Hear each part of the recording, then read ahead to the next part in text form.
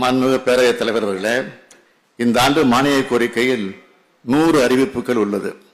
அதில் சிலவற்றை மட்டும் இப்போது அறிவிக்க விரும்புகிறேன். மீத அறிவிப்புகளை நான் படித்ததாக கருதி அவை குறிப்பில் சேர்த்திடுமாறு கேட்டுக்கொள்கிறேன்.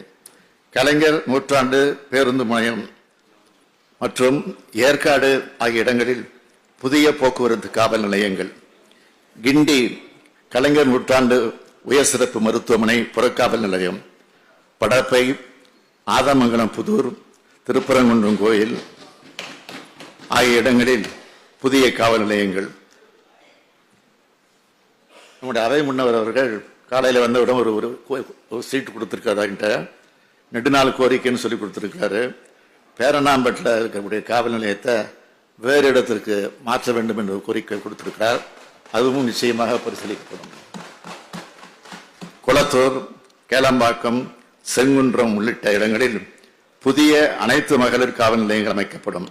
தாம்பரம் காவல் ஆணையத்திற்கு புதிய கட்டடம் கட்டப்படும்.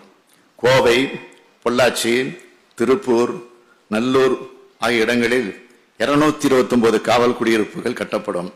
தமிழ்நாடு காவல்துறையில் பணியாற்றும் ஆளுநர்கள் பணியின் போது உயிரிழப்போ, உடலுறுப்பு இழப்போ, காயமோ ஏற்பட்டால் வழங்கப்படும் கருணத்தொகை உயர்த்தப்படும்.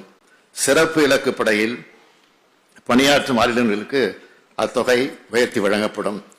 ஊர்காவல் படையில் பணியாற்றும் ஆளுநர்கள் உயிரிழக்கும் போது அவர்கள் குடும்பத்திற்கு தமிழ்நாடு ஊர்காவல் படையினரன் மற்றும் கருணை கொடை நிதியிலிருந்து வழங்கப்படும் மதிப்பு இழப்பீடு 15,000 ரூபாய் 1 லட்சம் ரூபாயாகவும், காயமற்றவர்களுக்கான நிதி 10,000 50,000 ரூபாயும் உயர்த்தப்படும்.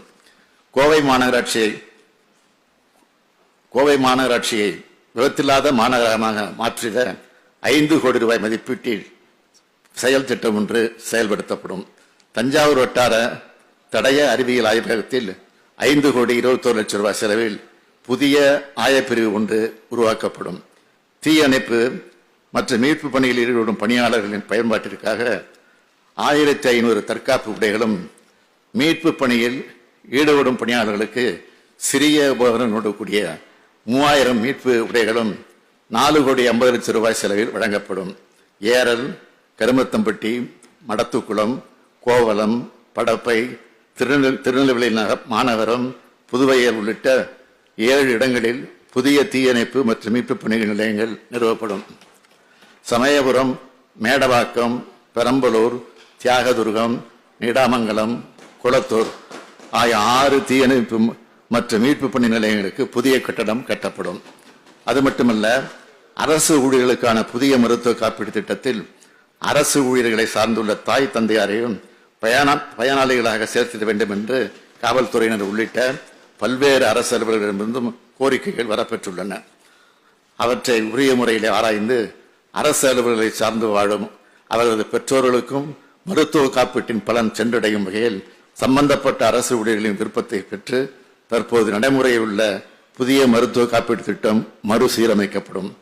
மேலும் புதிய மருத்துவ காப்பீடு திட்டத்தின் பயன்களை பெறும் அரசு அலுவலர்கள் எதிர்கொள்ளும் நடைமுறை சிக்கல்களை கலைந்திட தலைமைச் செயலாளர் தலைமையில் விரைவில் ஆய்வுக் கூட்டம் நடத்திடவும் தேவைப்படும் நெறிமுறைகளை வழங்கிடவும் நான் உத்தரவிட்டுள்ளேன்.